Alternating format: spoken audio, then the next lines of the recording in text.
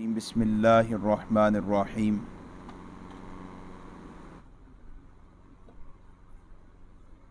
النبی اولی بالمؤمنین من انفسہم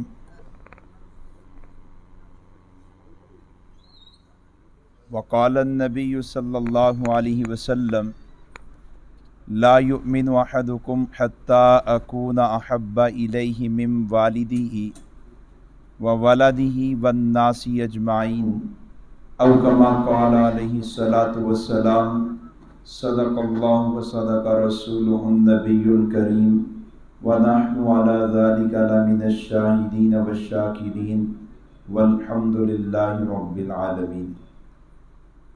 قابل صد احترام معزز ممبران،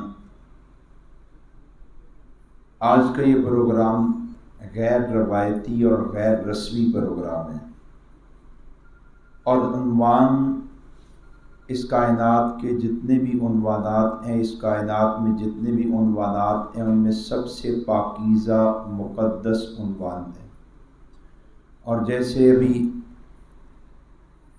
ہمارے سیکرٹری صاحب نے یہ اعلان کیا کہ یہ نہ تو کوئی مسلکی پروگرام ہے، نہ ہی کسی جماعت کے مفاد کے لیے ہے، نہ ہی کسی ذات کی مفاد کے لیے ہے، بلکہ یہ براہ راست امام الانبیاء نبی مکرم صلی اللہ علیہ وسلم کی ذات پاک کے ساتھ اپنی عقیدت، محبت اور تعلق کے اظہار کے لیے ہے۔ اس پروگرام کی اہمیت کتنی ہے، یہ عنوان کتنا اہم ہے، یہ تو جب آپ پورا پروگرام سماعت فرما لیں گے تو بخوبی آپ کے سامنے آ جائے گا۔ اپنا میرا جو تجربہ ہے، الحمدللہ مجھے آپ کی بار سے پہلے لاہور بار میں، سیشن کورٹ میں، گجرانوالہ بار میں، سیال کوٹ بار میں، پنڈی بار میں، اسلام آباد بار میں، مختلف بارز میں اس عنوان پر اور عقیدہ ختم نبوت کے عنوان پر گفتگو کا موقع ملا ہے۔ اسی طرح ملک کی مختلف یونیورسٹیز میں، مساجد، مدارس میں تو یہ پروگرام چلتے ہی رہتے ہیں۔ جہاں بھی اس عنوان پر گفتگو کی گئی ہے، پروگرام کے بعد جب ہم نے تاثرات دیے تو احباب کے تاثرات ایسے تھے کہ ہم نے اس عنوان پر پہلے اس طرح گفتگو نہیں سنی ہوئی۔ لاہور بار کا ہمارا پروگرام تھا اور پروگرام بڑا جاندار تھا، احباب نے خوب محنت کی، ساتھیوں نے بہت ذوق کا اظہار کیا، پروگرام مکمل ہوا تو جو میرے میزبان تھے انہوں نے مختلف دوستوں سے ملاقات کروائی، وکلاء سے ملاقات کروائی۔ ایک صاحب ایسے تھے جو بوڑھے تھے، اور ان سے جب ملاقات کروائی اور بتایا کہ ان کی بار کے لیے بڑی خدمات ہیں اور انہوں نے اس بار میں بڑا وقت گزارا ہے، پورے تعارف کے دوران جو بوڑھے صاحب تھے انہوں نے اپنا ہاتھ میرے ہاتھ میں رکھا۔ جب تعارف مکمل ہوا تو فرمانے لگے کہ میں آپ کا شکریہ کس زبان سے ادا کروں؟ میں نے کہا آپ مجھے جزاک اللہ کہہ دیں۔ انہوں نے جزاک اللہ کہا، پھر کہنے لگے اب بتائیں میں آپ کا شکریہ کن الفاظ میں ادا کروں؟ میں نے کہا آپ پھر جزاک اللہ کہہ دیں۔ انہوں نے پھر جزاک اللہ کہا، تیسری بار بھی ایسا ہوا، میں نے پھر کہا آپ جزاک اللہ کہیں تو مجھے کہنے لگے کہ آپ مجھ سے یہ کیوں نہیں پوچھتے کہ میں ایسے جذبات کا اظہار کیوں کر رہا ہوں؟ میں نے کہا فرمائیں۔ تو کہنے لگے کہ مجھے جب سے قانون ناموس رسول کا علم ہوا 295C، میں اس وقت سے اسی موقف پہ تھا کہ یہ قانون غلط ہے اور اس کا استعمال غلط ہے، یہ ایک ظالمانہ قانون ہے۔ اور جو بھی سوالات میرے سامنے مختلف آرٹیکلز پڑھ کے آئے وہ میرے ذہن میں موجود تھے۔ میں نے کہا اب آپ کیا کہتے ہیں؟ تو فرمانے لگے کہ اب میں کہتا ہوں کہ قانون ناموس رسالت کے تحت جن سزاؤں کا ذکر ہے، جس سزا کا ذکر ہے کہ گستاخ کی سزا موت ہے، یہ ہلکی سزا ہے۔ گستاخ رسول کے لیے تو اس سے کوئی سخت سزا ہونی چاہیے۔ اللہ تعالیٰ نے ہمیں شرف عطا کیا ہے کہ ہمارے ملک میں ختم نبوت کے حوالے سے بھی قوانین ہیں، اور ہمارے ملک میں ناموس رسول کے حوالے سے بھی قوانین ہیں۔ ختم نبوت کے قوانین آپ جانتے ہیں، آئینی ترمیم تو 1974 میں ہوئی، اور صدارتی آرڈیننس جسے بعد میں باقاعدہ آئین کا حصہ بنایا گیا وہ 84 میں آیا، اور قانون ناموس رسول یہ 1986 میں بنا ہے۔ اس قانون کا پس منظر کیا ہے؟ اس قانون میں کون کون سی ترمیم اصلاح کی گئی اور اس قانون پر دلائل کون سے ہیں، اسلامی دلائل کون سے ہیں، اور اس قانون کے خلاف پروپیگنڈا کیا ہے، سوالات کون سے، ان کے جوابات کیا ہیں۔ آج کے اس پروگرام میں مختصر وقت میں انشاءاللہ ان تمام باتوں کو لیں گے۔ پہلی چیز، اس قانون کو بنوانے والا کون ہے، اس کا پس منظر کیا ہے۔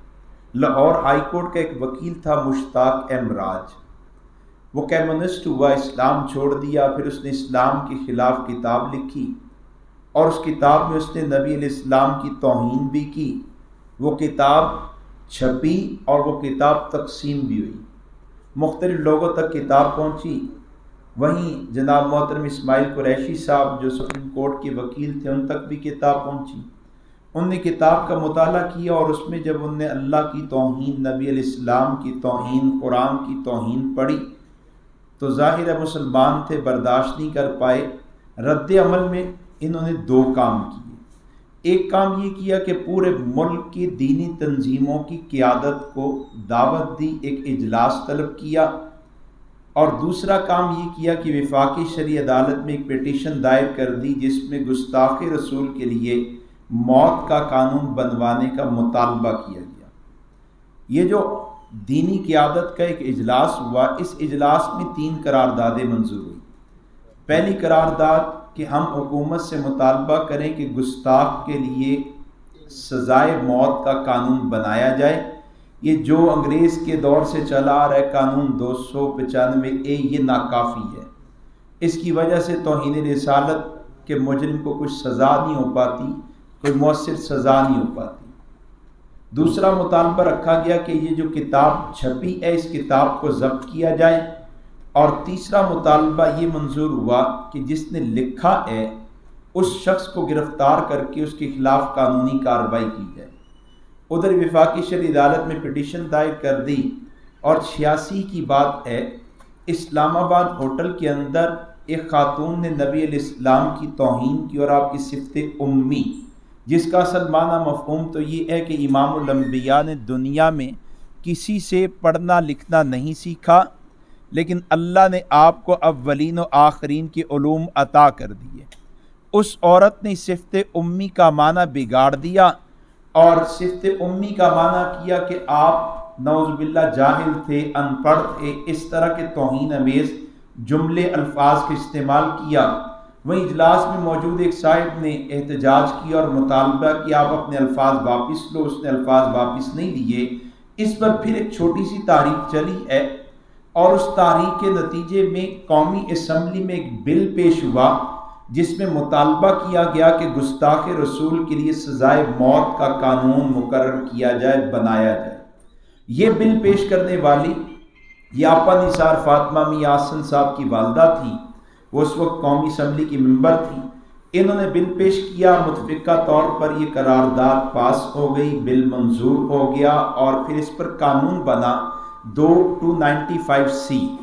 ابھی بھی آپ اگر 295C کی تشریح میں دیکھیں تو آپ اس قانون کی تشریح میں یہ الفاظ ملیں گے کہ نبی علیہ السلام کے نام کی توہین، آپ کے جسم پاک کی توہین، آپ کی صفات کی توہین، اور یہ توہین الفاظ کے ذریعے ہو، کنایتاً ہو، اشارتاً ہو، لکھ کے ہو، کوئی کسی بھی حالت میں نبی علیہ السلام کی توہین کرے تو توہین کرنے والے کی سزا یا تو عمر قید ہے یا موت ہے۔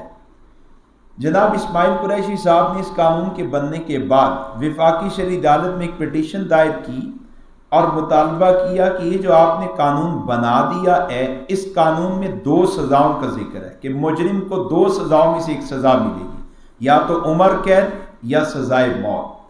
جناب اسماعیل قریشی صاحب نے اپنے مطالبے میں رکھا کہ یہ جو آپ نے قانون میں سزائے عمر قید کے الفاظ رکھے، یہ سزا رکھی اسلامی نہیں ہے، لہٰذا یا سزائے عمر قید، یہ 4 الفاظ آپ قانون کی تشریح میں سے حذف کریں۔ اور وہاں پہ بات چلنا شروع ہوئی، لاہور میں بھی تاریخیں پڑھتی رہیں، پنڈی بھی گئے، کراچی بھی گئے، اسلام آباد بھی گئے۔ بالآخر اپریل 1990 میں 87 میں انہوں نے پٹیشن دائر کی، اپریل 1990 میں وفاقی شرعی عدالت کے بینچ نے فیصلہ دیا کہ گستاخ رسول کی سزا صرف اور صرف موت ہے، اور صدر پاکستان کے نام ایک ہدایت نامہ جاری کیا کہ آپ اس قانون کی تشریح میں سے یا سزائے عمر قید کے الفاظ حذف کر دیں، اور اگر آپ نے اکتوبر 1991 تک یہ الفاظ حذف نہ کیے تو وفاقی شرعی عدالت کا فیصلہ ہی نافذ العمل ہوگا۔ صدر پاکستان نے اپنی ذمہ داری ادا نہیں کی، وفاقی شرعی عدالت کا فیصلہ نافذ ہوا، لیکن دکھ کی بات دوستو، ملک پاکستان میں ختم نبوت کے عنوان پر اور ناموس رسالت کے عنوان پر نہ صرف افراد کے جذبات ہیں بلکہ بڑی مضبوط تنظیم تاریخی ہیں۔ ہر ایک مسلک میں تنظیم تحریک موجود ہے، لیکن وہ تنظیم تاریخی آج جو اپنا کردار ادا کر رہی ہیں، میں بھی تنظیمی آدمی ہوں، تاریخی آدمی ہوں، لیکن وہ جو اپنا کردار ادا کر رہی ہیں وہ صرف روڈ تک ہے، جو کردار ادا کر رہی ہیں وہ مسجد تک ہے، جو کردار ادا کر رہی ہیں وہ احتجاج تک ہے۔ جو کام ہمارے کرنے والے باقی ہیں اور ہماری ذمہ داری کہ ہم کریں وہ ہم کام نہیں کر پا رہے۔ لاہور میں قادیانیوں کے خلاف ایک مقدمہ ہم نے FIR کٹوانی تھی، تو SHO صاحب سے رابطہ کیا، کہتے میں تو کاٹ ہی نہیں سکتا۔ ہم نے DSP صاحب سے رابطہ کیا، کہتے یار اور اوپر جاؤ، اقبال ٹاؤن کا واقعہ ہے، انہوں نے کہا اور اوپر جاؤ، تو ہم SP صاحب کے پاس مسلم ٹاؤن تھانے SP صاحب کے دفتر گئے، پہلے تو ہمیں اطلاع ہوئی، وہ نکل گئے، ہم وہیں بیٹھے رہے، شام کو پھر واپس آئے تو ان سے بات چیت ہوئی اور ہم نے کہا جی قادیانیوں پر FIR دے دی ہیں، کیوں؟ ہم نے کہا شعار اسلامی کا استعمال کیے، یہ کارڈ ہے ان کا، انہوں نے بسم اللہ بھی لکھی ہے، کلمہ بھی لکھا ہے، ماشاءاللہ بھی لکھا ہے، انشاءاللہ بھی لکھا ہے، یہ شعار اسلامی کا استعمال ہے۔ اس سے مسلمانوں کو دھوکہ ہوتا ہے کہ شاید یہ مسلمان ہے۔ اس نے کہا تو اس میں کیا حرج ہے؟ ہم نے کہا ایک حرج ہے شرعی، وہ آپ فی الحال ایک طرف رکھیں، قانون بنا ہوا ہے، ہم شرعی دلائل اس پر آپ کو دیں گے، بے حیثیت مسلمان آپ کو بات سمجھانا ہماری ذمہ داری ہے، لیکن آپ کے ملک کا قانون ہے۔ کہتا کون سا قانون ہے؟ ہم نے کہا آپ 298 BC کو دیکھیں، اس میں آپ کو یہ تشریح مل جائے گی۔ SP صاحب خدا کی قسم سچا واقعی، ایک واقعہ نہیں کئی واقعات ہیں، وہ کہتے ایسا تو کوئی قانون ہی نہیں ہے، ایسا تو کوئی قانون ہی نہیں ہے۔ ہم نے کہا قانون موجود ہے، انہوں نے قانون کی کتاب اٹھائی اور انہوں نے فہرست دیکھی، یوں بند کر کے کتاب یوں ہمارے سامنے پھینکی ہے ٹیبل پہ، دکھاؤ کون سا قانون ہے۔ ہمارے ساتھ ایک ختم کے وکیل موجود تھے، انہوں نے فوراً کتاب کے اندر سے قانون نکال کے سامنے رکھ دیا۔ کیا ہوا؟ قانون بن گیا، لیکن قانون کو قانون کی کتاب میں فہرست کا حصہ نہیں بنایا گیا، اور 84 سے آج تک نہیں بنایا گیا، اور ہم چلتے جا رہے ہیں۔ جو کام بزرگ کر گئے، جو کام ہمارے آباء و اجداد بڑے لوگ کر گئے، ہم نے اسی پر اکتفا کیا۔ ابھی آپ دیکھیں ان چھوٹی چھوٹی جو بڑی غلطیاں اور چھوٹی سمجھی جاتی ہیں، اس کا نقصان کیا کہ ابھی PTA نے ایک بروشر شائع کیا ہے، سوشل میڈیا پر وائرل ہوا، اور اس میں توہین مذہب کی سزائیں بیان کی گئی۔ کوئی قرآن کی توہین کرے کیا سزا ہے، کوئی آدمی اس کلمے کی توہین کرے کیا سزا ہے، مقدس ہستیوں کی توہین کرے کیا سزا ہے، توہین رسالت کرے کیا سزا ہے۔ یہ پاکستان کا ایک معتمد ادارہ ہے، اور وہ اسی بروشر کے اندر لکھ رہا ہے کہ اگر کوئی توہین رسالت کرے تو آئین پاکستان کے تحت اس کو سزائے موت دی جائے گی یا سزائے عمر قید دی جائے گی۔ وفاقی شرعی عدالت کا فیصلہ ہو چکا، لیکن چونکہ آگے کسی نے کوئی کام ہی نہیں کیا، اس وجہ سے ان کو قانون کی کتاب ان کے سامنے موجود ہے، انہوں نے 295C کو دیکھا، اس کی تشریح کو دیکھا، جو نظر آئی انہوں نے چھاپ دی ہے اور اس کو سوشل میڈیا پہ عام بھی کر دیا ہے۔ تو بہرحال یہ اسماعیل قریشی صاحب کا اور آپا نثار فاطمہ کا بڑا کردار ہے۔ قانون ناموس رسالت بنوانے میں علماء نے اپنا کندھا ضرور پیش کیا، دلائل ضرور دیے، لیکن جن کا اسمبلی میں کردار ہے، عدالت میں کردار ہے، وہ ایک وکیل ہے اور آپا نثار فاطمہ ہے۔ ہمارا مسئلہ کیا ہے؟ میں اگر بریلوی ہوں تو میں نے بس اپنے اکابرین کو آگے کرنا ہے، میں دیوبندی ہوں تو اپنے اکابرین کو، میں اہل حدیث ہوں اپنے اکابرین کو، میں جماعت اسلامی سے اپنے، اور اگر کوئی میرے مسلک کا نہیں اور اس کا کردار زندہ باد رہا تو میں اس کے کردار کو پیش نہیں کرتا۔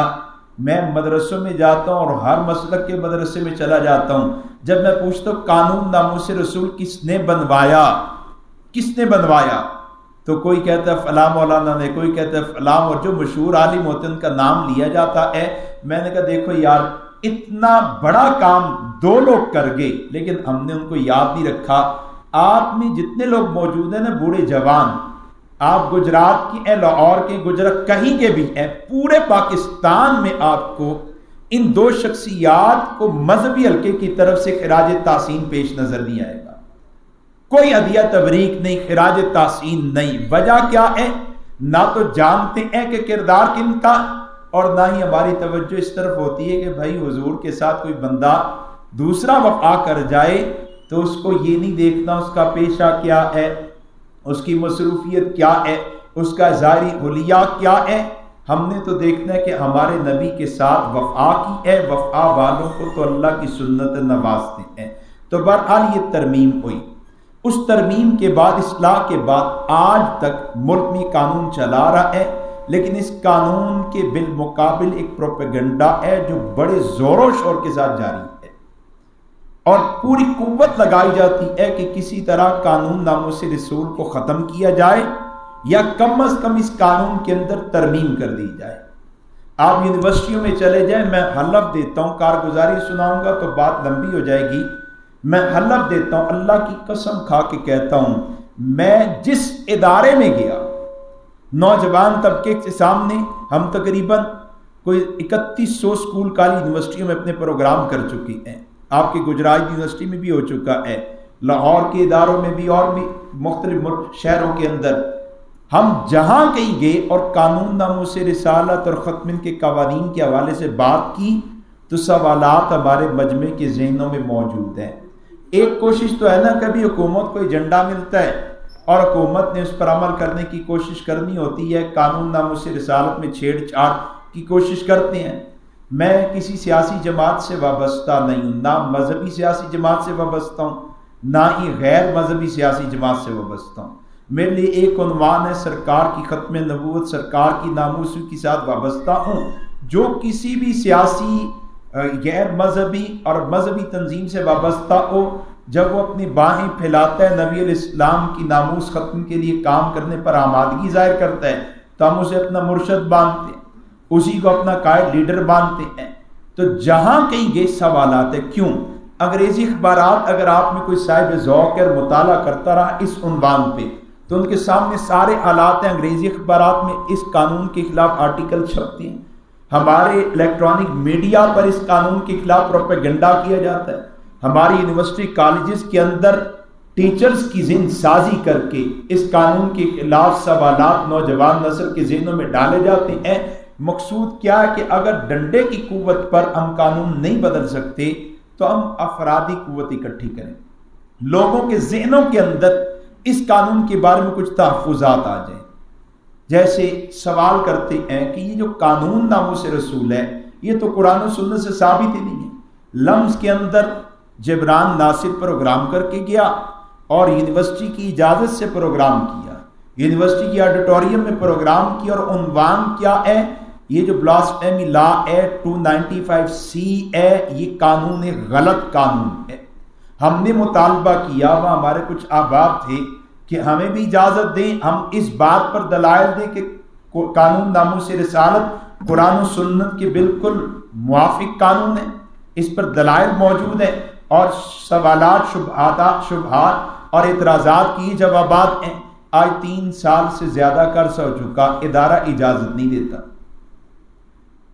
اسلام کے خلاف پروپیگنڈے کی اجازت ہے، لیکن اسلام کی حمایت میں بات کی اجازت نہیں۔ تو سوال کیا کیا؟ یہ قانون قرآن و سنت سے ثابت نہیں ہے۔ کہتے ہیں جی ایک وقتی تحریک تھی، جذبات تھے، حکومت مغلوب ہو گئی اور قانون بنا دیا، بنیاد میں دلائل نہیں ہے۔ دوسری بات، نبی علیہ السلام تو رحمت للعالمین ہے، آپ نے اپنے دشمن کو معاف کیا ہے، لہٰذا ہمیں بھی چاہیے کہ ہم حضور کے دشمن کو معاف کر دیں۔ تیسرا اعتراض، اس قانون کے استعمال غلط ہوتا ہے، اس قانون میں ترمیم ہونی چاہیے۔ اور چوتھا اعتراض کہ جناب اس قانون کے ذریعے سے غیر مسلموں کے حقوق پامال ہو جاتے ہیں۔ پانچواں اعتراض بھی ہے، لیکن وہ اعتراض پاکستان میں کم لوگوں کو ہمت ہوتی کرے، اللہ یہ کہ کوئی داہریہ ہو جائے، لا مذہب ہو جائے، اسلام چھوڑ دے، فیک آئی ڈی کے ذریعے سے یہ سوالات چلانے شروع کر دے۔ وہ کیا ہے کہ ہر بندہ آزاد ہے، اپنی رائے کے اظہار میں سے مکمل آزادی ہے، جس کے بارے میں جو بات کہنا چاہتا ہے کہ اگر آپ تمام اعتراضات کا خلاصہ نکال لیں، جتنے بھی اعتراضات اس قانون پر ہوتے ہیں تو یہ 5 اعتراضات خلاصے میں آئیں گے جو میں نے آپ کے سامنے پیش کیے۔ میں انہی اعتراضات کے جوابات کے ضمن میں اس قانون ناموس رسول پر آپ کے سامنے چند دلائل بھی پیش کروں گا، جن سے یہ بات بالکل واضح ہو جائے گی کہ اسلام گستاخ کے لیے فقط ایک سزا تجویز کرتا ہے اور سزا سزائے موت ہے۔ جیسے آپ پہلے اعتراض کو لیں کہ یہ قانون قرآن و سنت سے ثابت نہیں ہے۔ مجھے لاہور سیشن کورٹ میں ایک دفعہ کسی دعوت دی، اسی عنوان پر بات کی، اور ساتھ میں مہمانوں میں جناب میاں نذیر اختر صاحب جو ہمارے لاہور ہائی کورٹ کے قائم مقام چیف جسٹس رہے وہ بھی تھے۔ تو جب یہ عنوان آیا میرے پاس کہ گستاخ کی سزا موت ہے یا نہیں، اللہ نے گستاخ کی سزا کے لیے کوئی قانون دیا ہے یا نہیں، اس پر میں نے لوگوں سے پوچھا، دوستوں سے کہا کہ مجھے بتائیں کیا اسلام ایک مکمل ضابطہ حیات ہے؟ کہتے جی ہے۔ میں نے کہا اسلام ایک عام انسان، ایک عام مسلمان کی جان، مال، عزت، آبرو کی دفاع کے لیے کوئی قانون دیتا ہے؟ کہتے دیتا ہے۔ میں نے کہا اچھا یار، اسلام مکمل ضابطہ حیات ہے، ہر ایک انسان کی جان، مال، عزت، آبرو کی حفاظت کا ضامن اسلام ہے، تو کیا ممکن ہے جس کی عزت اللہ کو کل کائنات کی عزتوں سے زیادہ پیاری ہو، اللہ ان کی عزت کے دفاع کے لیے کوئی قانون نہ دے؟ میری عزت کے دفاع کے لیے اسلام میں قانون ہو اور حضور کی عزت کے دفاع کے لیے کوئی قانون نہ ہو۔ اگلی بات میں نے عرض کی کہ ہمارے ملک میں قانون بن جائے وکیل کو گالی دینا جرم ہے لیکن جج کو گالی دینا جرم نہیں، آپ اس قانون کو کیسا سمجھیں گے؟ کہتے غلط ہے۔ میں نے کہا کیوں؟ وہ جج صاحب پہلے بولے کہ جناب وکیل کو گالی دینا اگر جرم ہے تو جج کو گالی دینا بڑا جرم ہونا چاہیے۔ میں نے کہا سر کیوں؟ کہنے لگے اس لیے کہ جج کا پروٹوکول، مقام اور مرتبہ زیادہ ہے۔ میں نے عرض کیا پھر مجھے بتائیں اللہ کے ہاں میرا آپ کا پروٹوکول، مقام، مرتبہ زیادہ ہے یا امام الانبیاء کا؟ ہمارے لیے تو اللہ قانون دے کہ تمہاری عزت کا رکھوالا اسلام ہے، جو تمہاری عزت پر حملہ کرے گا، تمہاری آبرو پامال کرنے کی کوشش کرے گا، یہ سزا ہے۔ تو کیسے ممکن ہے کہ حضور کی عزت کے دفاع کے لیے اللہ نے قانون نہ دیا ہو؟ قانون موجود ہے۔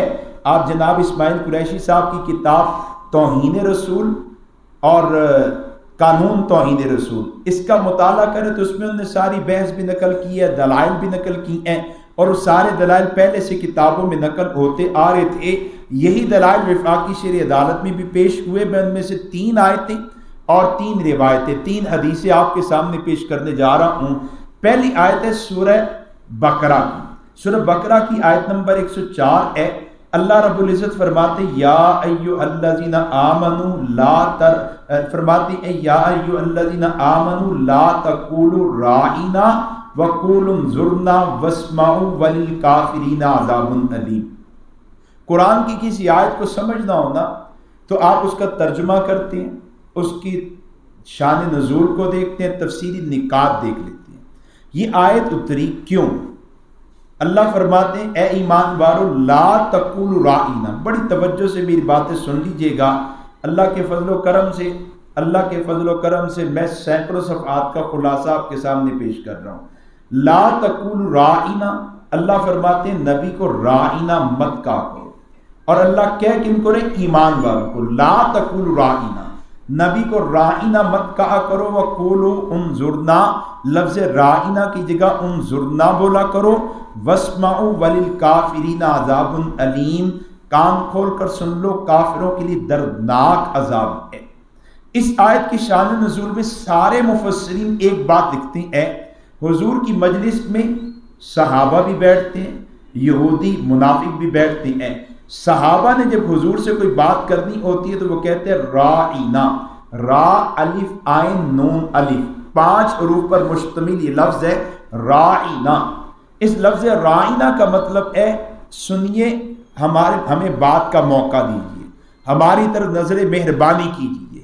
اور اسی لفظ کو یہودی بگاڑ دیتے ہیں، منافق بگاڑ دیتے ہیں، وہ آئین اور نون کے درمیان یا کا اضافہ کر کے بولتے ہیں راعینا، لفظ اصل راعینا، لیکن یہودی پڑھتے ہیں راعینا اور زبان پہ چکا کے تیزی سے لفظ کو بول دیتے ہیں، صحابہ کو پتہ نہیں چلتا، حالانکہ یہ لفظ توہین امیز ہے۔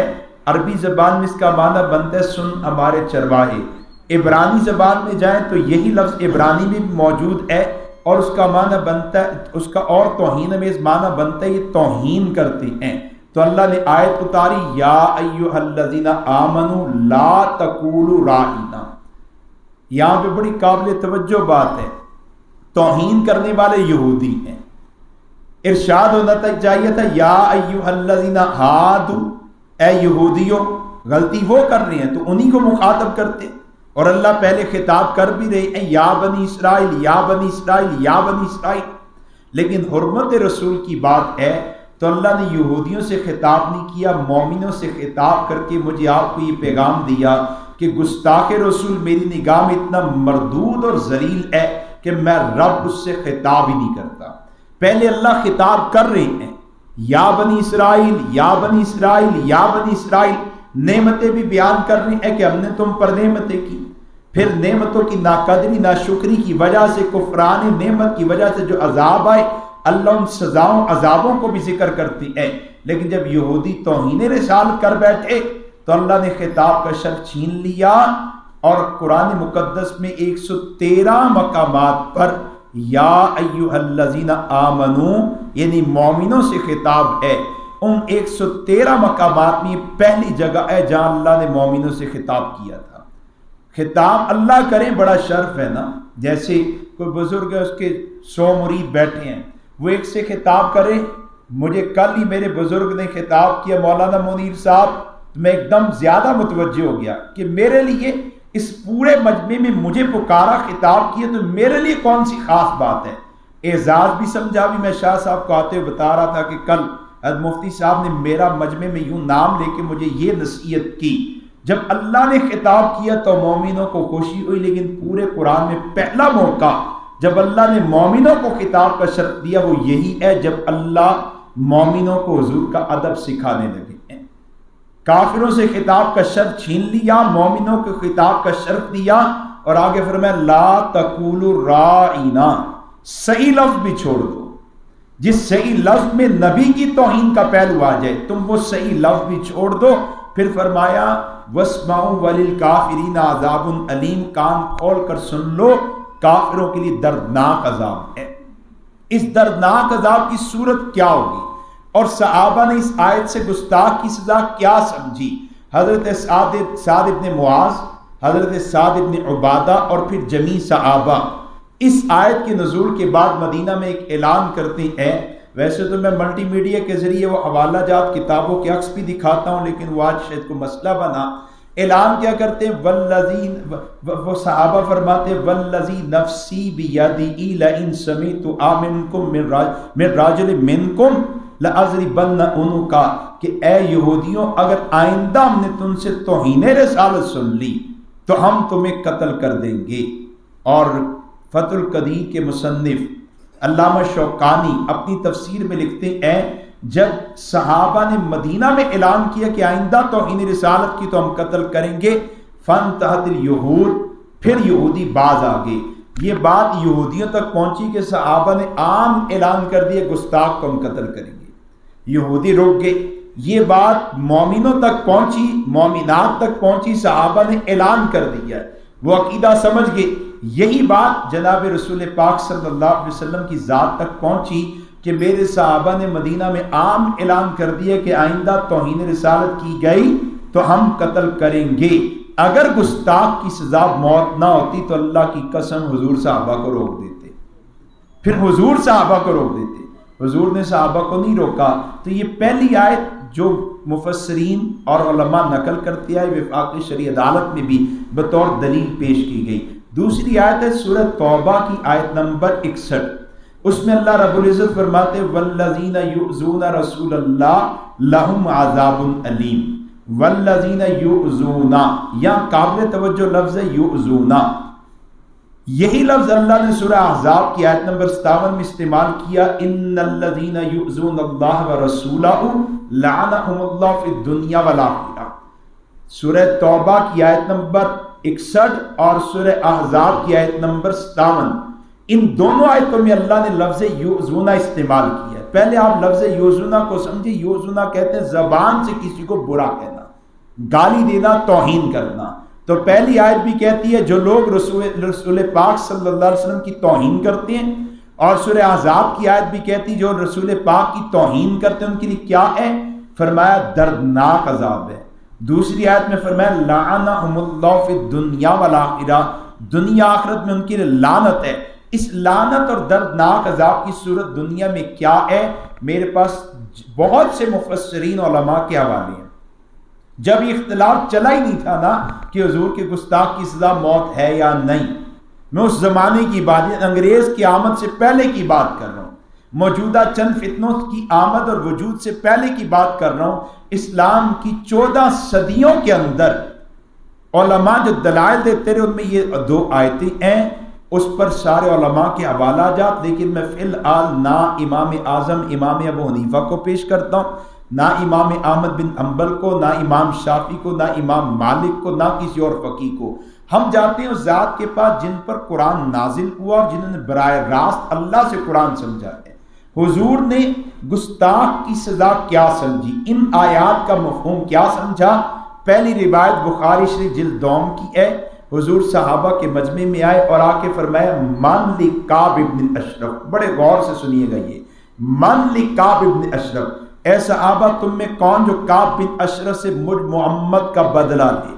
فَإِنَّهُ قَدْ آذَى اللَّهَ وَرَسُولَهُ. بدلہ کیوں لینا ہے؟ سرکار کی مبارک زبان ارشاد فرماتی ہے فَإِنَّهُ قَدْ آذَى اللَّهَ، اس لیے بدلہ لینا ہے کہ کعب بن اشرف نے توہین رسالت کی ہے. یہ کعب بن اشرف مدینہ کا رہائشی ہے، یہودی ہے، حضور کی توہین کرتا ہے، اور آپ صحابہ کے مجمع میں کہتے ہیں میرا بدلہ کون لے گا، اس نے توہین رسالت کی ہے. ایک صحابی محمد بن مسلمہ کھڑے ہوئے اور عرض کرتے ہیں تحب ان اقتل، اللہ کے نبی کیا یہ حکم آ چکا گستاخ کو قتل کیا جائے؟ سرکار نے فرمایا ہاں اللہ کا یہی حکم آ چکا، گستاخ کو قتل کیا جائے. چنانچہ حضرت محمد بن مسلمہ صحابی نے 2 صحابہ کو لیا، جا کے گستاخ کو قتل کر دیا. بعد میں بقی میں پہنچے، نعرہ تکبیر لگایا، حضور کے پاس حاضر ہوئے اور آ کے عرض کہ اللہ کے نبی گستاخ کو قتل کر آئے. سرکار نے فرمایا افلحت الوجوہ، یہ چہرے روشن اور کامیاب ہو گئے ہیں. قرآن کی 2 آیتوں کی تفسیر میں نے حضور کا اپنا عمل پیش کیا ہے. اسے میں کہتا ہوں یہ عملی تفسیر ہے قرآن کی. جیسے قرآن نے کہا اقیموا الصلاۃ، نماز قائم کرو، عملی تفسیر حضور نے دی ہے کہ نماز قائم کرنے سے مراد کیا ہے. آتوا الزکوٰۃ، زکوٰۃ دو، عملی تفسیر حضور نے دی ہے زکوٰۃ ادا کرنے سے مراد کیا ہے. حج البیت، حج کرو بیت اللہ کا، عملی تفسیر حضور نے دی کہ کعبہ کے حج سے مراد کیا ہے. ایسے گستاخ کے لیے سزا لعنت ہے، پھٹکار ہے، دنیا میں رسوا کن عذاب ہے. مراد کیا؟ حضور نے خود اپنے عمل کے ساتھ بتایا کہ گستاخ کی سزا موت ہے. اگر ایک حدیث ہوتی فقط کہ آپ نے ایک گستاخ کو قتل کروایا تو قانون بننے کے لیے حجت تھی، میرے آپ کے لیے حجت تھی، لیکن ایک نہیں، 17 واقعات میرے پاس دور رسالت کے موجود ہیں. ان میں سے 2 واقعے میں عرض کرتا ہوں مزید. ایک واقعہ ابو رافع یہودی کے بارے میں. کعب بن اشرف یہودی گستاخ مدینہ کا رہائشی، ریاست اسلامیہ کا، اور جو دوسرا گستاخ ہے ابو رافع، یہ اہل حجاز کی سرزمین میں ہے اور توہین رسالت کرتا ہے. نبی علیہ السلام تک پیغام پہنچا. ایک قبیلہ خزرج کے لوگ آئے اور کہنے لگے اللہ کے نبی، پہلے اوس قبیلے کے لوگوں نے آپ کے گستاخ کو واصل جہنم کیا اور سعادت پا گئے، اب آپ ہمیں شرف عطا کریں کہ ہم آپ کی ناموس کا دفاع کریں. آپ نے اس قبیلے کے چند جوانوں کا انتخاب کیا، ان کا امیر بنایا عبداللہ ابن عتیق صحابی کو، اور کہا کہ جا کے اس کو انجام تک پہنچاؤ. حضرت عبداللہ ابن عتیق اپنے دوستوں کے ساتھ گئے ابو رافع کے علاقے کی طرف، اور اپنے دوستوں کو کیا کہا؟ فرمایا تم سب ایک طرف رہو، تم سب ایک طرف رہو، میں اس کے قلعے میں داخل ہونے کا ہیلا کرتا ہوں۔ ہیلا کیا کیا؟ شام کا وقت ہے، چادر اوڑی، ایک طرف یوں بیٹھ گئی جیسے رفع حاجت کر رہے ہیں، تقاضا کر رہی ہے، اور ادھر دروازہ بند کرنے کے لیے باپ کھڑا ہے، آوازیں لگا رہا ہے بھئی جانور جلدی لے آؤ، جلدی آ جو، دروازہ بند کرنا ہے۔ یہ اپنی حیت پہ بیٹھ رہے، وہ سمجھا کہ یہ بھی وہ اپنا آدمی ہے، اس نے ان کو بھی آواز دی، یہ چادر اوڑے اوڑے جلدی سے قلعے کے اندر داخل ہو گئے۔ اور صحابی عبداللہ ابن عتیق فرماتے جب میں قلعے میں داخل ہو گیا تو میں نے رات کا انتظار کیا، رات چھا گئی، آوازیں بند ہو گئی، سناٹا ہو گیا، لوگ سو چکے، تو میں ابو رافع کے محل میں داخل ہوا، وہ بالا خانے پہ سو رہا تھا، میں اوپر چڑھ گیا اور میں نے اس پر حملہ کیا، فرماتے بچ گیا۔ میں پلٹا اور آواز بدل کے کہا ابو رافع کون تھا؟ اس نے کہا تیری ماں تجھے روئے، ابھی مجھ پر حملہ ہوا، یعنی وہ سمجھو کہ اپنا بندہ آ گیا ہے۔ کہتے تیری ماں تجھے روئے، ابھی مجھ پر حملہ ہوا ہے۔ انہوں نے آواز کیچ کی، دوبارہ گئے، اس پر حملہ کیا اور اس کا پیٹ چیر دیا، قتل کر دیا۔ اب اوپر سے جب نیچے اتر رہے ہیں تو گر گئے، ران کی ہڈی ٹوٹ گئی، لیکن صبح صادق تک وہی رہے، اور صبح صادق میں اعلان ہوا ابو رافع قتل ہو گیا۔ یہ صحابی وہاں سے باہر آئے، دوستوں کو لیا، مدینہ طیبہ پہنچے، نبی علیہ السلام کو جا کے خوشخبری سنائی، بڑی توجہ کیجیے گا، حضور کو خوشخبری سنائی۔ نبی علیہ السلام نے صحابی سے کہا صحابی ٹانگ ٹوٹی، نے کہا ٹانگ ٹوٹ گئی ہے، سرکار نے فرمایا اپنی ٹانگ کو سیدھا کر دو۔ حضرت عبداللہ نے اپنی ٹانگ حضور کے سامنے یوں سیدھی کر دی، نبی علیہ السلام نے اپنا مبارک ہاتھ فقط یوں پھیرا ہے تو اس صحابی کہتے ہیں مجھے یوں محسوس ہوا جیسے میری ہڈی کبھی ٹوٹی نہیں تھی۔ انہوں نے قتل کیا، بخاری شریف جلد 2 کی روایت ہے، الفاظ کے قتل کیوں کیا؟ وَقَانَ أَبُو رَافِعٍ يُؤْذِي رسول اللہ، جو قرآن نے لفظ بولا تھا وہ اس دوسری حدیث میں بھی ہے کہ ابو رافع کو قتل کیا گیا۔ کیوں؟ ابو رافع توہین رسالت کرتا تھا، گستاخ رسول تھا، اس وجہ سے اس کو قتل کیا گیا ہے۔ اور پھر اس سے کس نے پوچھا عبداللہ جب آپ نے قتل کر دیا تو وہاں کیوں ٹھہرے رہے؟ ایک تو آپ کی ٹانگ کی ہڈی ٹوٹ گئی تھی، اس کی تکلیف، دوسرا دشمن کے ہاتھوں پکڑے جانے کا خوف، اور تیسرا سخت سردی، آپ اسی وقت باہر کیوں نہیں آئے؟ تو حضرت عبداللہ کہنے لگے کہ میں نے اپنی ٹانگ ٹوٹنے کی تکلیف کو برداشت کیا، بقیہ 2 خوف برداشت کی، اس وجہ سے کہ ان کا دستور تھا رات میں جو قتل ہوتا تھا صبح صادق میں اعلان کرتے تھے۔ میں نے سوچا کہ اگر صبح صادق میں اعلان ہو گیا تو تصدیق ہو جائے گی ابو رافع قتل ہو گیا، اور اگر اعلان نہ ہوا تو مطلب ہوگا ابو رافع زندہ ہے، تو اس صورت میں پلٹ کے جاؤں گا، ٹوٹی ٹانگ کے ساتھ پلٹ کر جاؤں گا، یا اپنی جان دے جاؤں گا، یا گستاخ کی جان لے جاؤں گا، یوں ہی چلا جاؤں، یہ نہیں ہو سکتا۔ یہ دوسری روایت میں نے پیش کی، پہلی میں بھی ہے فَإِنَّهُ قَدْ آذَ اللَّهُ، قتل کیوں کیا گیا؟ توہین رسالت۔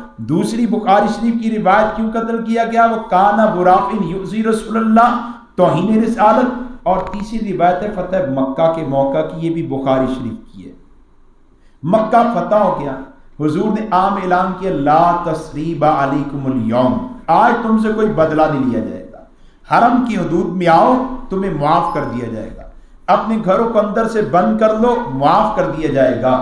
لیکن حضور نے فرمایا، یہ بھی بخاری شریف میں ہے، فرمایا کہ صحابہ عبداللہ ابن قتل کو جہاں پر پاؤ قتل کر دو۔ عبداللہ ابن قتل یہ مکہ کا رہائشی ہے، اس کے پاس 2 لونڈیاں ہیں، گلوکارائیں ہیں، ان کے ذریعے یہ حضور کی شان میں توہین کیا کرتا ہے، گستاخی پر مبنی اشعار ان کے ذریعے پڑھوایا کرتا ہے، مجمع لگا لگا کے۔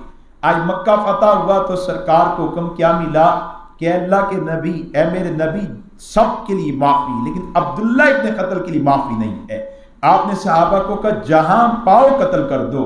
صحابہ نے عبداللہ ابن قتل کو تلاش کیا، نہیں ملا۔ ایک صحابی کی نگاہ پڑی تو وہ حضور کے پاس آئے اور آ کے کہنے لگے، وہ بخاری شریف کے الفاظ ہیں، جاء رجل فقال ابن قتل متعلق باستار الکعبہ، اے اللہ کے نبی ابن قتل مل گیا، کہاں پہ ہے؟ صحابی نے کہا اللہ کے نبی وہ کعبے کے پردے میں چھپا بیٹھا ہے، لٹکا ہوا ہے، اب کیا کریں؟ یا پہلا سوال یہ ہوتا ہے، حضور نے اعلان کیا تھا عبداللہ ابن قتل کو جہاں پاؤ قتل کرو، اس کو کیوں نہیں قتل کیا؟ صحابی کیوں آئے؟ اس کی وجہ جواب کیا دیا کہ ایک بات تو یہ کہ حرم ہے، حرمت کی جگہ میں جھگڑا جائز نہیں، پھر سرکار نے خود اعلان بھی کیا حرم میں آؤ گے معاف کر دی جاؤ گے۔ اس لیے صحابی حضور کے پاس آئے اور پوچھتے ہیں اب کیا کیا جائے؟ نبی علیہ السلام کی طرف وحی اتری، حضور نے صحابی کو اللہ کا پیغام پہنچایا، کیا اقتلہ، اے صحابی اس کو وہیں پر قتل کر دو۔ کعبے کے پردے سے یہ گستاخ نکالا گیا، ملتزم جو اللہ کی تجلیات کا مرکز ہے، اس کے اور مقام ابراہیم کے درمیان میں کعبے کے سائے میں طواف کی جگہ پر اس گستاخ کو قتل کیا گیا۔ علامہ ابن حجر مکی رحمہ اللہ بڑے محدث گزرے ہیں، اور دیگر علماء وہ فرماتے ہیں کہ ٹھیک ہے اب عبداللہ ابن قتل گستاخ واجب القتل ہو چکا، لیکن اللہ نے یہ حکم کیوں نہیں دیا کہ اس کو یہاں سے باہر لے جاؤ؟ مثلا میں اور یہ بھائی مسجد میں بیٹھ کے جھگڑا شروع کر دیا، تو مولانا صاحب نے کہا کہ کیوں جھگڑتے ہو، ہم باز نہیں ہیں، نہ جھگڑو ہم باز نہیں ہیں۔ پھر کہنے لگا اچھا تم باہر نکل جو، یہ احترام والی جگہ ہے، یا نہ جھگڑو۔ تو یہ کعبہ تو سب سے زیادہ احترام کی جگہ ہے، یہ حکم ملتا یہاں سے باہر لے جاؤ، یہ کیوں نہیں کہا؟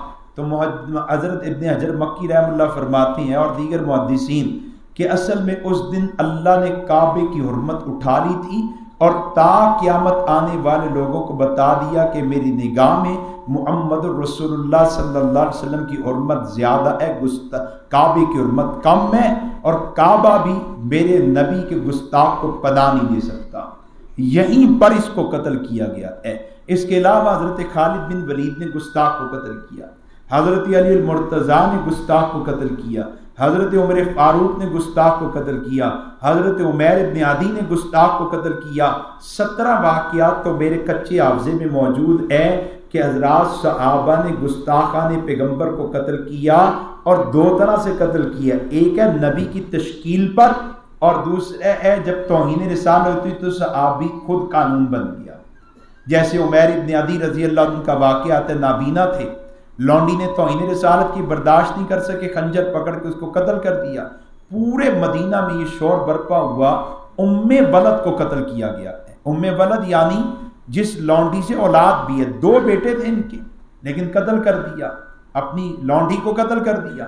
صبح حضور کے دربار میں مقدمہ پہنچا تو آپ نے صحابہ کے مجمع میں پوچھا کہ لونڈی کو کس نے قتل کیا ہے، ام ولد کا قاتل کون ہے؟ کوئی بھی نہیں اٹھا۔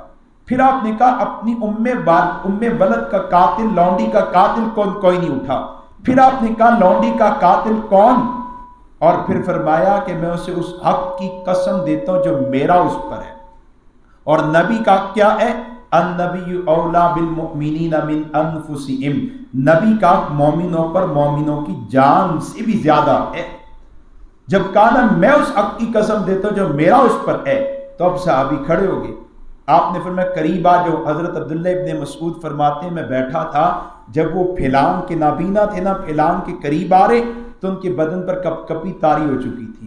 حضور کے سامنے آئے، جانتے کہ اسلام میں قصاص ہے، قتل کا بدلہ قتل ہے، تو سامنے آئے تو سرکار نے پوچھا نابینا صحابی تم نے قتل کیا؟ انہوں نے کہا اللہ کے نبی میں نے قتل کیا۔ کیوں قتل کیا؟ تو انہوں نے بڑا خوبصورت جواب دیا ہے، فرمایا اللہ کے نبی وہ لونڈی مجھے بڑی عزیز تھی، خدمت گار تھی، سعادت مند تھی، 2 موتیوں جیسے بچے میرے اسی سے تھے، لیکن اللہ کے نبی ان تمام خوبیوں کے بعد اس نے آپ کی توہین کی، میں برداشت نہیں کر سکا۔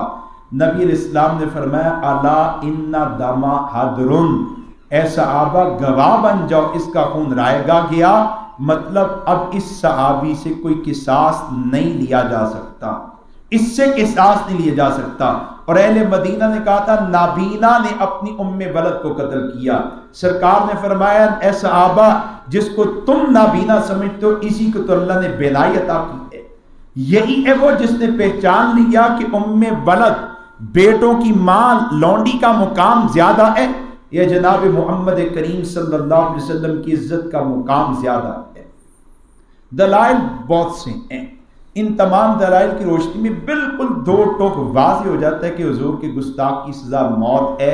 میں موٹی سی بات کرتا ہوں، جب ایک عام آدمی کو قتل کرے تو سزا قتل ہے، پھانسی ہے، اسلام کہتا ہے قتل کر دو، قصاص لو۔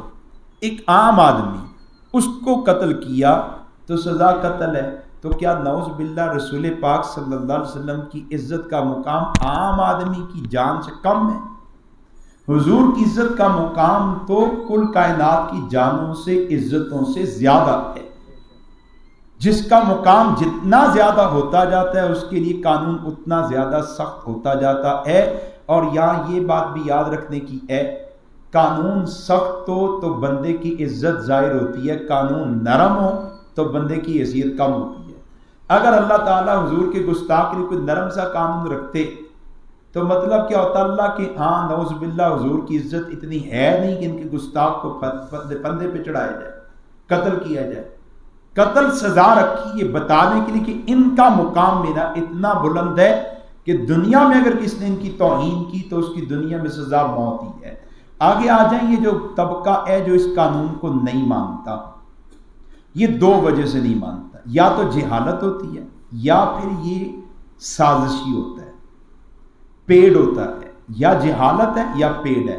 ہمارے موقف کو نہ سنا نہ پڑھا، بس یک طرفہ بات سنی، اسی کی موافق ذہن بنا لیا. ان کے ذہن، ان سے میں دلیل پوچھتا ہوں. میری گفتگو کئی بار ہوئی، میں پوچھتا ہوں اچھا گستاخ کی سزا، مجھ سے پوچھتے ہیں گستاخ کی سزا، میں کہتا ہوں موت. کہتے نہیں موت تو نہیں. میں نے کہا اچھا موت نہیں تو پھر کیا سزا ہے؟ حضور نے اپنی زندگی میں گستاخ کو کون سی سزا دی ہے؟ سادہ سی بات ہے، کسی کی عزت پر حملہ کرنا جرم ہے یا نہیں؟ کہتے جرم ہے. اس جرم کی سزا نبی علیہ السلام نے کیا دی؟ قید میں ڈالا. نبی علیہ السلام نے کوڑے لگوائے، صحابہ نے قید میں ڈالا، کوڑے لگوائے. اگر تو نبی علیہ السلام نے کسی گستاخ کو کوڑے لگوا کے سزا دی، قید میں ڈال کے سزا دی، پھر ہم کہیں گے اچھی ٹھیک ہے لچک ہے. لیکن اگر فقط سزا موت ہی دی گئی ہے تو پھر خدا کی قسم کوئی لچک باقی نہیں رہتی. حضور نے کون سی سزا دی ہے؟ ہم تو اسی چیز کا پوچھتے ہیں، حضور نے کون سی سزا دی ہے؟ ان سے پوچھتے ہیں تم کیوں کہتے کہ حضور کے گستاخ کی سزا نہیں؟ کہتے یار حضور نے اپنے گستاخ کو خود معاف کیا. جیسے یونیورسٹی میں ایک نوجوان نے، میرا عنوان ختم نبوت تھا، تو میں نے اپنا سیشن مکمل کیا. اس کے بعد سوال و جواب شروع ہوئے تو ایک جوان کہنے لگا کہ مجھے بتائیں گستاخ رسول کی سزا کیا ہے؟ میں نے کہا موت. موت. کہنے لگا پکی بات؟ میں نے کہا پکی. پکی بات؟ میں نے کہا پکی. پکی بات؟ میں نے کہا میری طرف تو پکی ہے، تمہارے ذہن کل دن سوال. کہتا جی ہے کیا؟ کہنے لگا پہلے بتائیں موت ہے؟ میں نے کہا موت. یہ سزا کون دے گا؟ میں نے کہا یہ ریاست کی اول ذمہ داری ہے. قوانین کو نافذ کرنا، حدود و قصاص کو نافذ کرنا ریاست کی ذمہ داری ہے.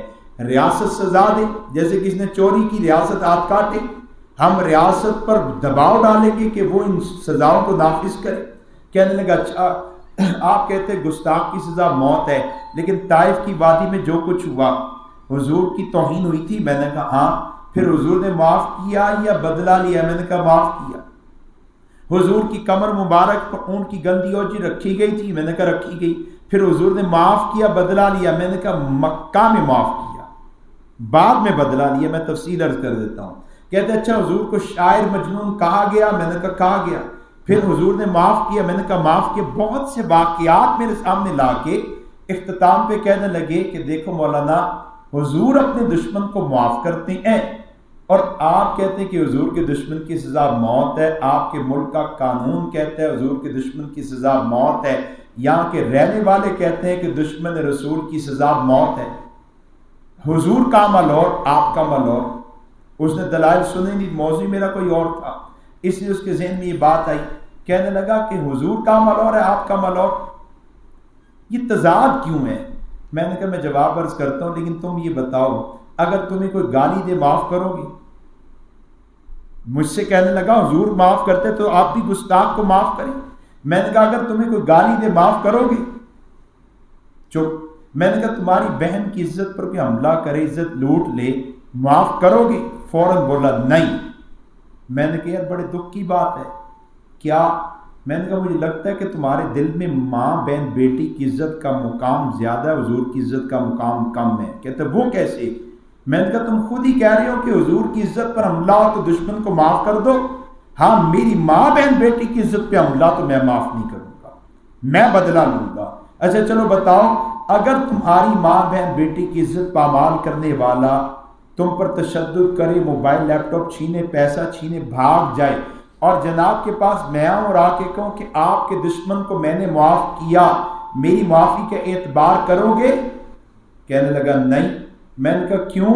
کہنے لگا توہین میری ہوئی، عزت میری پامال ہوئی، مال میرا چھینا گیا، تو آپ کو کس نے اختیار دیا کہ آپ میرے مجرم کو معاف کریں؟ میں نے کہا یہی سوال تم سے کرتا ہوں، جب توہین حضور کی ہوئی تو تمہیں کس نے ٹھیکہ دیا کہ تم حضور کے گستاخ کو معاف کرو؟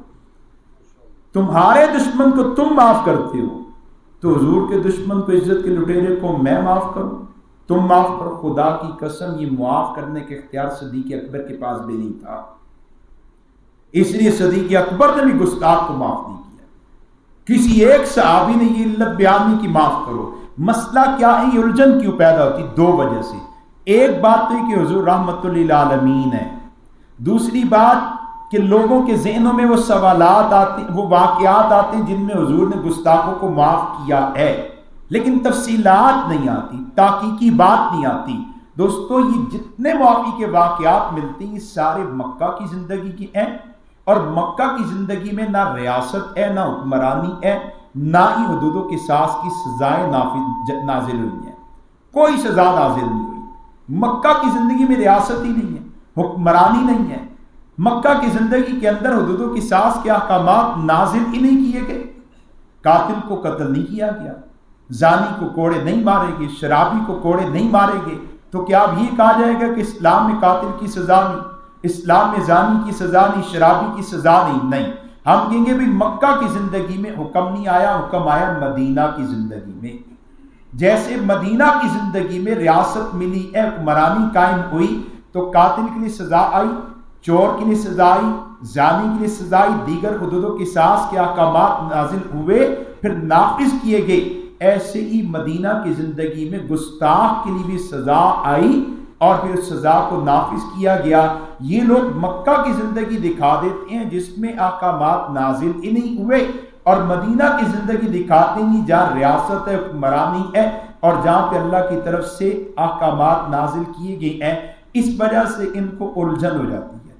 اور دوسری بات یہ جو کہا جاتا ہے حضور رحمت للعالمین، تو ہم بھی مانتے ہیں حضور رحمت للعالمین ہے، لیکن رحمت للعالمینی کا مطلب یہ قطعاً نہیں ہے کہ حضور کی توہین کرنا جائز ہو جائے، یا حضور کی توہین کرنا ایسا جرم نہ رہے جس کی سزا نہ ہو۔ بڑے ہمارے صدر صاحب بہت نیک شریف آدمی، درگزر والے آدمی، لیکن ان کی شرافت، نیکی، تحمل کا مطلب یہ تو نہیں کہ ان کو گالی دینا جرم ہی نہ ہو، ان کی توہین کرنا جرم ہی نہ ہو۔ ہمارے نبی رحمت للعالمین تھے، ہیں، لیکن اس رحمت للعالمینی کا مطلب یہ نہیں ہے کہ نبی علیہ السلام کی توہین کرنا جائز ہو جائے، نعوذ باللہ۔ تو وہ مکہ کی زندگی کے حالات پیش کر کے مدینہ کی زندگی کے بارے میں الجھنیں پیش کرتے ہیں، سوالات لاتے ذہن میں۔ ہم کہتے ہیں یہاں کے حالات دو، جو بعد میں حکم آیا وہی معتبر ہے۔ تیسرا سوال، یہ چند منٹ کی بات کر کے ختم کرنے لگا ہوں۔ تیسرا سوال کیا تھا؟ تیسرا سوال ان کا یہ ہوتا ہے دوستو کہ ہمارے اس قانون کی وجہ سے غیر مسلموں کے حقوق پامال ہو جاتے ہیں، غیر مسلموں کے حقوق پامال ہو جاتے ہیں۔ بھئی اس پہ موٹی سی سادی سی بات ہے، کیا ہمارے ملک میں جو غیر مسلم آباد ہیں ان کا حق ہے کہ ہمارے نبی کی توہین کریں؟ ہمارے ملک میں جو غیر مسلم ہیں ان کا حق ہے کہ ہمارے نبی کی توہین کریں؟ ان کا حق ہی نہیں ہے۔ ہمارا حق ہے کہ ہم اپنے نبی کی عزت پر پیرا دیں۔ اللہ کی قسم ہم اپنے حق کا دفاع کرتے ہیں، اپنی نبی کی عزت پر پیرا دے کے نبی کے حق کا دفاع کرتے ہیں، اپنے حق کا دفاع کرتے ہیں، ہم کسی کے حقوق پامال نہیں کرتے۔ یہ قانون کسی کے حقوق پامال، یہ تو نبی کی عزت کے دفاع کا قانون ہے، اس کا تو کسی سے ایسا کوئی تعلق ہی نہیں کہ اس کے حقوق پامال ہو جائے۔ میں نے گھر کرائے پہ دے دیا، لیکن کرایہ دار 2-4 مہینے کے بعد میرے باپ کو گالی دیتا ہے، تشدد کرتا ہے۔ میں گھر پہنچا، باپ نے کہا تیرے کرایہ دار نے مجھے مارا ہے، گالی دی ہے۔ میں نے کرایہ دار سے پوچھا، کہتا ہاں دی ہے گالی۔ میں نے کہا کیوں؟ کہتا میرا حق پامال نہ کرو، میرے حقوق پہ ڈاکہ نہ ڈالو۔ میں کہوں گا تیرا حق کب ہے کہ تو میرے باپ کو گالی دے؟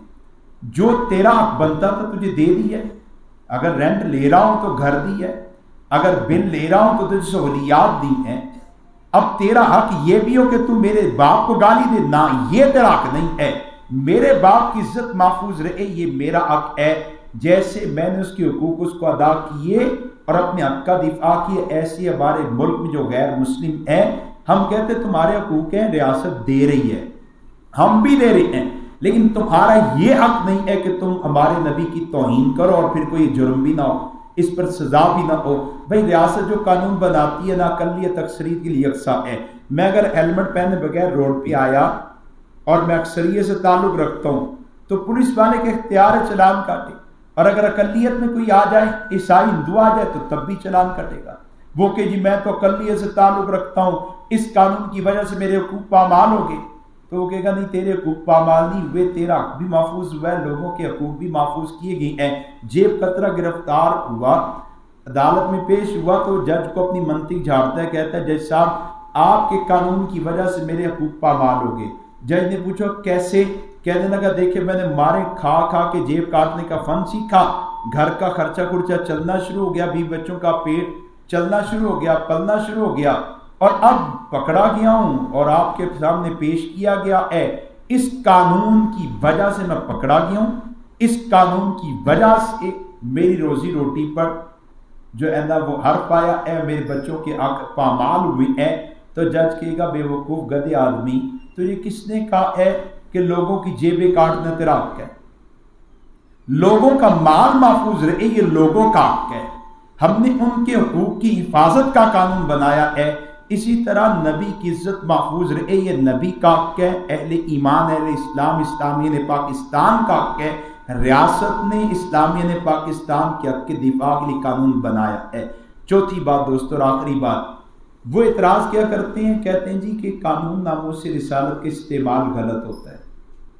سیالکوٹ بار میں پروگرام تو ایک ایسا بڑے دیوانے آدمی ہیں، انہوں نے ایم فل مکمل کیا، پی ایچ ڈی کرنے چلے تھے، تو انہوں نے کہا کہ میں نبی کی ناموس عزت ختم نبوت پر پیرا دوں گا، اور وکالت کرنے آگے۔ ابھی پچھلے دنوں اگست کے مہینے میں لاہور بار میں چھٹیاں تھیں، تو کہنے لگی کہ میں جا رہا ہوں مختلف بارز کے اندر، اور میں جا کے وکلا صاحبان سے، صدور سے، جنرل سیکرٹری صاحبان سے ملاقاتیں کرتا ہوں، بارز کے اندر ختم ناموس رسالت کے پروگراموں کی ترتیب بناتے ہیں۔ میں نے کہا کس پہ جاؤ گے؟ کہنے لگا موٹر سائیکل پہ۔ کہاں جاؤ گے؟ کہنے لگے 15 دن میں پھروں گا۔ دیکھو حضور کی دیوانگی جس کو نصیب ہو جائے۔ ماں کیسی حوصلے والی، بیٹے کو کہتے بیٹا جا، میں کہا اکیلے؟ کہتے اکیلا، میں حضور علیہ السلام کا غلام ہوں، نکلوں گا۔ اور پھر نکلے ہیں نارووال، شکرگر، سیالکوٹ، گجرات، منڈی بہاؤدین، پنڈی، اسلام آباد بار، پھر مری بار، پھر اس کے بعد ایبٹ آباد بار، اور وہ گلگت بار تک پہنچے، اور ساری جگہوں پر مختلف جج صاحبان سے ملاقات، صدر صاحبان سے ملاقات، اور پھر یہاں واپس پہنچے ہیں۔ اللہ تعالیٰ ان کو جزائے خیر دے۔ تو یہ سیالکوٹ بار میں میرے ساتھ موجود تھے، انہی کے توسط سے ایک پروگرام پر رکھا گیا، تو میں نے وہاں یہ سوال اٹھایا کیا قانون ناموس رسالت کا غلط استعمال ہوتا ہے؟ تو جو سٹیج پہ احباب موجود تھے کہنے لگے ہوتا ہے۔ میں نے کہا ہاں بعض لوگ یہ کہتے ہیں ہوتا ہے، لیکن کام ہوا 295C کے قانون کی تشریح موجود ہے، اور ہمارے ملک کے اندر ایک پورا پروسیجر موجود ہے کہ آپ نے قانون پر عمل کیسے کروانا ہے۔ اس آدمی نے قانون کو چھوڑا ہے، قانون کو اپنے ہاتھ میں لیا ہے، اس کی وجہ سے آپ قانون ناموس رسالت کو غلط نہیں کہیں گے۔ قانون ناموس رسالت اپنی جگہ ٹھیک ہے، اور اس آدمی کا قانون کو اپنے ہاتھ میں لینا اپنی جگہ الگ سے جرم ہے، اس کے جرم کی نوعیت الگ ہے، یہ قانون کی حقانیت صداقت الگ سے ہے۔ اگر آپ قانون اپنے ہاتھ میں لینے والے معاملات کو قانون پہ ڈال دیں، یا اگر کہیں 2-4 جگہ پر بالفرض کوئی قانون غلط استعمال ہو چکا ہو اور آپ اس بنیاد پہ قانون کو ختم کرنے کا، ترمیم کرنے کا مطالبہ کر بیٹھیں، تو پھر آپ کے ملک میں کوئی قانون باقی نہیں بچتا جس میں ترمیم نہ ہو یا جس کو ختم نہیں ہونا چاہیے۔ ہر ایک قانون کا استعمال غلط ہوتا ہے، ہر ایک قانون کے بارے میں غلط فہمیوں کی وجہ سے پرچے کٹ جاتے ہیں۔ میں کوٹ لکھپت جیل میں تھا اور جھوٹے مقدمات میں گیا، اور ایک اعلیٰ پولیس افسر نے مجھ پر مقدمات بنوائے، ابھی ریٹائرڈ ہو گیا ابو بکر خدا بخش، اور میں نے یونیورسٹیوں میں فیصل آباد کام شروع کیا تو قادیانی پروپیگنڈے کیے، جھوٹے پرچے کروا دیے، تفتیش و تحقیق میں گیا، ادارے نے تیسرے دن مجھے کلیئر کیا۔ میں نے پوچھا کلیئر ہوں تو چھوڑتے کیوں نہیں؟ کہتے پریشر بہت ہے، ری چیک ری چیک ری چیک۔ اس کے کچھ عرصے کے بعد مجھ پر جھوٹے مقدمات درج کروائے گئے اور مجھے جیل بھیج دیا گیا۔ اب میں کہتا ہوں یار یہ جتنے تم نے دہشت گردی کے قانون بنائے ہیں، اللہ کی قسم مجھ پر غلط استعمال ہوا ہے، جھوٹے پرچے کٹے ہیں۔ قانون الگ اپنی حیثیت ہے، اگر آپ کہتے ہیں کہ غلط استعمال کی وجہ ترمیم ہو تو ان سب قوانین کو بدلیں۔ پھر میں چکی میں بند ہوں، جمعے کا دن ہے اور بڑا شور ہوا بھائی،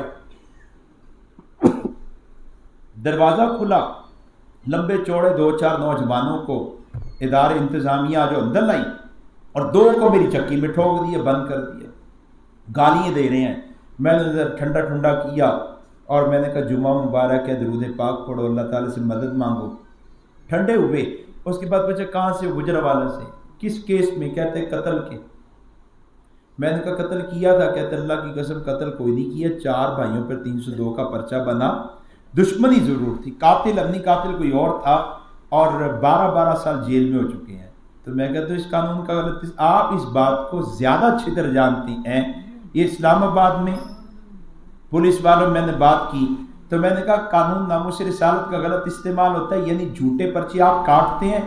تو ایک دن مجھے پنجابی میں بات کی اور 2 ٹوک کھری بات کی، کہنے لگا مولوی صاحب تسی کہتے جھوٹے پرچے، سانوں تے سچے پرچے نہیں وقوع نہیں کٹن دے، یعنی وقوع ہوا ہو، توہین رسالت ہوئی ہو، ہمیں تو تب پرچہ نہیں کاٹنے دیتے، آپ کہتے ہیں جھوٹے پرچے کٹیے۔ آپ گجرات کی ہیں، پورے گجرات کو وزٹ کریں، غلط فہمی کی وجہ سے اور جہالت کی وجہ سے کوئی معاملہ ہوا تو الگ بات ہے، لیکن ناموس رسالت ختم کے عنوان پر جتنے لوگ کام کر رہے ہیں وہ اس بارے میں عوام الناس سے بہت زیادہ محتاط ہیں کہ بے گناہ کو مجرم نہ بنایا جائے، ملزم کو مجرم نہ بنایا جائے۔ اچھا ہوتا کیوں ہے؟ لوگ قانون اپنے ہاتھ میں کیوں لیتے ہیں؟ اس کی 2 وجہ ہیں۔ ایک وجہ تو یہ ہے کہ لوگوں کی تعلیم نہیں ہے، تربیت نہیں ہے، انہیں کی رہنمائی نہیں ہے۔ دوسری وجہ ریاست اپنے ذمہ داریاں ادا نہیں کرتی۔ سن 86 سے قانون بنا ہے، 86 سے 2022 ختم ہونے والا ہے، آج تک ہمارے ملک میں کسی ایک گستاخ کو بھی سزائے موت نہیں دی گئی، آج تک نہیں دی گئی۔ البتہ یہ واقعات ہیں VIP پروٹوکول کے ساتھ یورپ بھیجے گئے ہیں، نیشنلٹیاں دی گئی ہیں، گرین کارڈ دی گئی ہیں۔ 2 گستاخ میں واقعہ جانتا ہوں، جب ان کی تفتیش چلی تو ان سے پوچھا گیا تم نے توہین کیوں کی؟ مار کٹائی ہوئی ہے، چھتر پڑے ہیں، تو پوچھا گیا توہین کیوں کی؟ تو ان کا جواب کیا ہے کہ ہمارا ایک فلاں بندہ تعلق والا تھا، توہین کی، 6-7 سال جیل رہا، اب وہ یورپ بیٹھا ہے، وہاں سے وہ ہمیں اپنے گھر کی تصویریں بھیجتا ہے، کبھی گاڑی پہ گھوم رہا ہے، کبھی موج مستی کر رہا ہے، اب اس کی فیملی بھی جانے والی ہے۔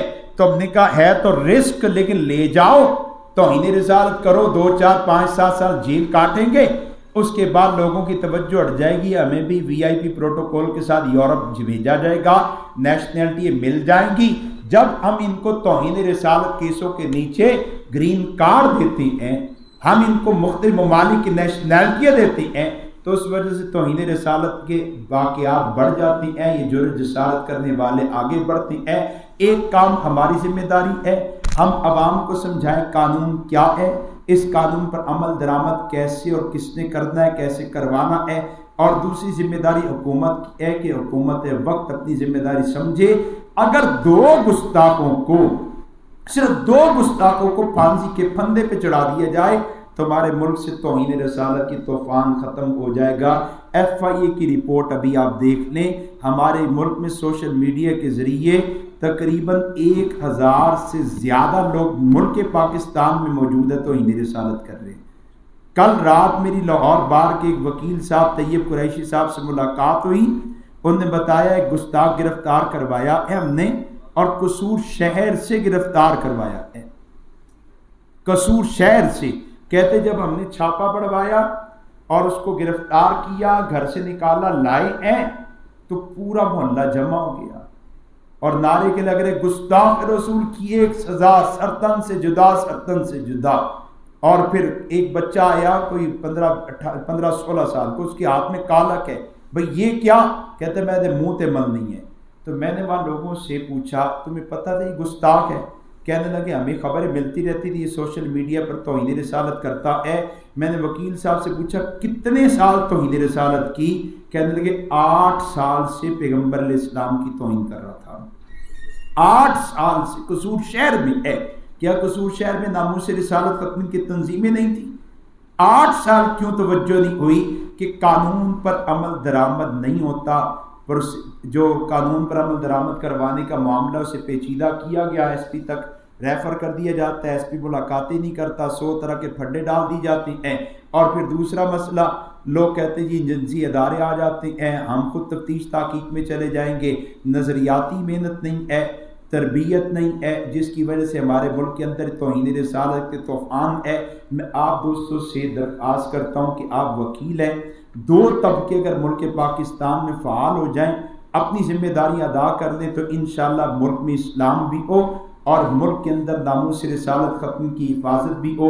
ایک طبقہ علماء کا کہ رسمیت چھوڑ کے ناموس رسالت ختم کے لیے جو مقصودی کام ہے ان کو کرنا شروع کر دیں، اور دوسرا طبقہ آپ کا ہے کہ ہر بار کے اندر کم از کم 10-12 وکیل ایسے ہونے چاہیے جو پورے ضلع میں معروف ہوں کہ یار یہ ختم نبوت والے ہیں، یہ ناموس رسالت والے ہیں، ورنہ تو ہر مسلمان ہی ختم نبوت والا ہے۔ اللہ رب العزت آپ احباب کو جزائے خیر عطا فرمائے کہ آپ حضرات کو جب بھی ختم ناموس رسالت پر آواز دی جاتی آپ آتے ہیں۔ میں نے اسٹیٹس پہ آپ کی بار کا پروگرام کا اشتہار لگایا، برق صاحب میرے دوست ہیں، ان کو بھیجا تو مجھے کہنے لگے کہ یہ بار جو ہے بڑے اشاق کی بات ہے، صدر صاحب بڑے محبت والے آدمی ہیں، نبی علیہ السلام سے بڑی عقیدت رکھتے ہیں، جنرل سیکرٹری صاحب کی بات کی پوری کابینہ کی تعریف کی تو مجھے تسلی ہوگی کہ میں جاتا تو اپنوں میں ہوں، لیکن یہ اپنے وہ ہیں جو نبی علیہ السلام کا عشق، نبی علیہ السلام کی محبت، نبی علیہ السلام کی غیرت دل میں رکھتے ہیں۔ اللہ رب العزت ہمیں ناموس سے رسالت ختم نبوت کی پاسبانی کی توفیق عطا فرمائے، اور اللہ ہمیں ختم نبوت کے دفاع کے لیے، قوانین کے دفاع کے لیے، قانون ناموس رسالت کے دفاع کے لیے شرف قبولیت عطا فرمائے۔ ہماری صلاحیت حضور کے لیے قبول ہو جائے کہ ہم وکیل بنیں تو حضور نبی علیہ السلام کی وکالت کرنے والے ہوں، اور معاشر میں حضور کے وکیل کی حیثیت سے حضور کے بارگاہ میں پیش ہوں۔ اللہ کریم میرے کہنے کو آپ احباب کے سننے کو قبول فرمائے۔ وما علینا الا البلاغ۔